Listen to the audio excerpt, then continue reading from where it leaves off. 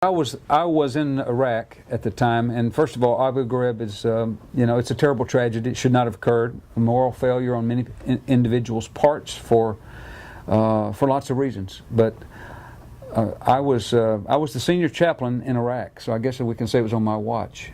And I had a wonderful chaplain, a young chaplain, first duty station out of seminary, and we send them, and their first field of ministry is Abu Ghraib and that whole facility. There are continuing to be lessons learned, and only history will prove us right. But one of the lessons learned, of course, is a unity of command and who was responsible for that piece of ground and all that took place in it. And to be quite honest, as many books as I've read on it, we'd have a lot of opinions. But I will assure you that there was at least one chaplain who lived there almost before and during the exposure of what happened in that place. And probably another lesson that we learned is that you want to ensure, if you're responsible as a commander, that your chaplain has access to every place where you have soldiers doing their jobs.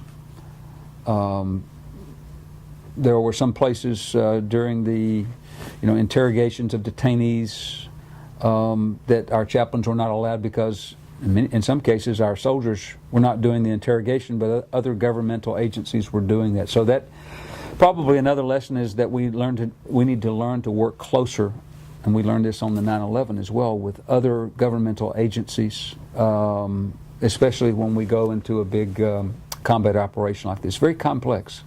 But I just wanted to, for the record, let you know that we had a young chaplain, and she was brilliant there. In fact, I visited her frequently, and she was not aware of the things that were going on behind the scenes. But I remember going to visit this young chaplain and her chaplain assistant, and I saw what I believe to be the effects of post-traumatic stress. An individual that was all alone there.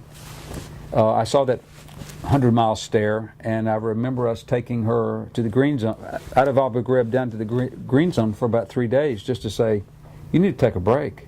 I mean, she lived in a prison cell like the other soldiers did. That was it was a very tough time for the military. The detainees had hot chow and